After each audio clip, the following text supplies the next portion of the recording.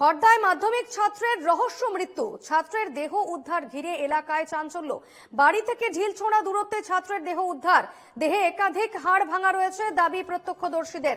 মৃত ছাত্রের নাম সাগর চৌধুরী, মাধ্যমিকে ভালো ফল করেছে দাবি পরিবারের। গতকাল রাতে ফোন পেয়ে বেরিয়ে যায় সাগর। পরিবারের দাবি তারপর থেকে নিখোঁজ ছিল সে। গোটা ঘটনার তদন্ত শুরু করেছে রহড়া থানার পুলিশ।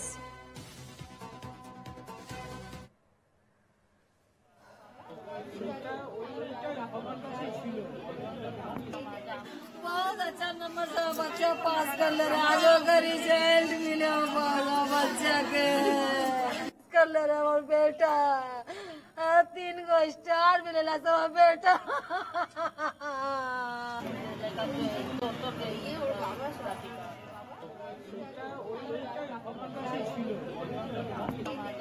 बहुत अच्छा नंबर से बच्चा पास कर ले रहा है। आज का रिजल्ट मिले बच्चा के कर ले रहा और बेटा 3 को स्टार मिलेला तो बेटा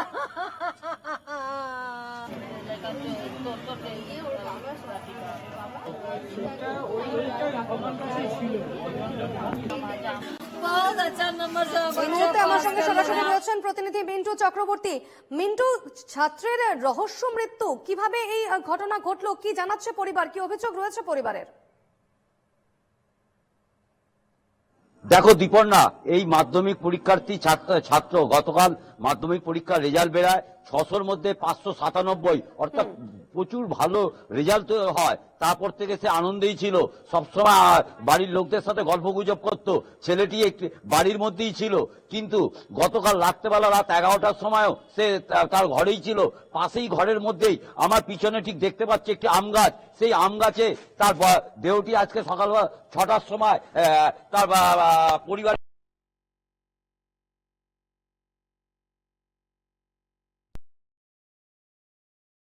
যে ফোনটি পাওয়ার পর থেকেই ছেলেটি বেরিয়েই যায় এবং বেরিয়ে গেছিল বলে তারা সন্দেহ করছে। এবং পরবর্তী ক্ষেত্রে সকাল ভোর 4টের সময় তার বাবা যখন টয়লেট করতে বেরায় তখন দেখছে তার ছেলে কাতরাচ্ছে।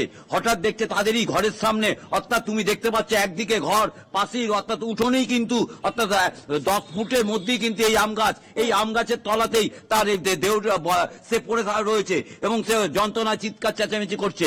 যদিও বা সেই সময় তাকে যে কে বা কারা মেরেছিল বলে সেই রকম কোনো কিছু সে জানায়নি।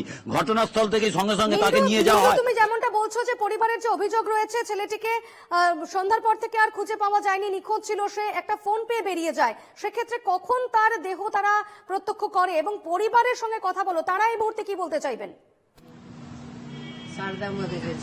কি দেখো, আমি তার জেঠিমার সাথে কথা বলছি, কি বলবেন, কি করে কি হলো বলে মনে হচ্ছে, কি বলবেন? আমার ছেলেকে মেরেছে ওরা, ওর বন্ধু বান্ধব মেরেছে। ওর সঙ্গে আর 4টে বন্ধু আছে, 4টে বন্ধু মেরেছে।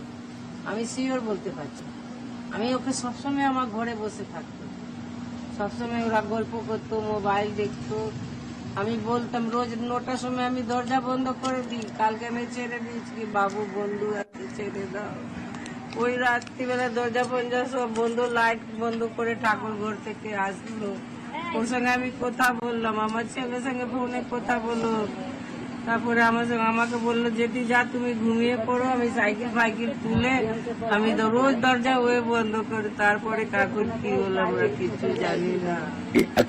হাসপাতালের পক্ষ থেকে বলা হচ্ছে হাড়গোড় ভাঙা রয়েছে অবস্থায়, বা আপনারাও যেটা বলছেন, কে বা কারা মারতে পারে বলে মনে হচ্ছে এইভাবে নৃশংস ভাবে? ও বন্ধু আছে। আমি একটুখানি কথা বলে নেবো, ওর মা রয়েছে, ওর মায়ের সাথে কি বলবেন যে এইরকম আকস্মিক ঘটনা, কি বলবেন, কে বা কারা করতে পারে বলে মনে হয়? ওর বন্ধুরা করেছে স্যার, কেন কি আমার বাচ্চা এখানে মিশে না, পড়াশোনা আমাদের খুবই ভালো ছিল, বাচ্চা তো খুব ভালো রেজাল্ট করেছে। পুলিশ কি আশ্বাস দিয়েছে, তদন্তে কি আশ্বাস কোনো কিছু দিয়েছে এখন পর্যন্ত? এখন কিছু তো বলেনি। শুনতে পেলে দীপর্ণা, পরিবারের বক্তব্য তোমরা শুনতে পেলে? একেবারে পরিবারের বক্তব্য আমরা শুনছিলাম এবং স্বাভাবিকভাবে এই মুহূর্তে শোকের ছায়া নেমে এসেছে গোটা পরিবারে এবং তারা পুলিশের উপরে আস্থা রেখেছেন যে ঘটনার সঠিক তদন্ত হবে। তবে ছেলের বন্ধুদের দিকেই তাদের অভিযোগের তীর। আপাতত ধন্যবাদ মিন্টু, এদিকে অবশ্যই নজর রেখো।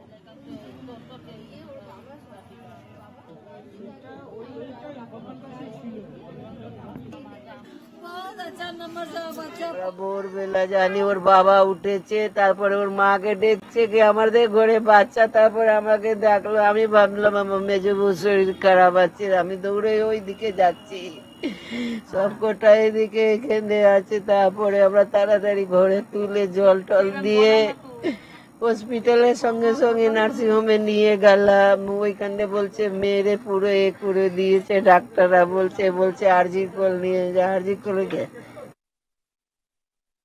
আমরা এইমাত্র সকালেই জানতে পারলাম যে আমাদের বন্ধু মারা গেছে। কেমন ছিল একসাথে পড়াশোনা করতে তোমরা? ভালোই ছিল, একসঙ্গে আমাদের ভালো বন্ধু ছিল, আর ভালো নাম্বারে পাস করেছে, মানে ফার্স্ট ডিভিশন পেয়েছে।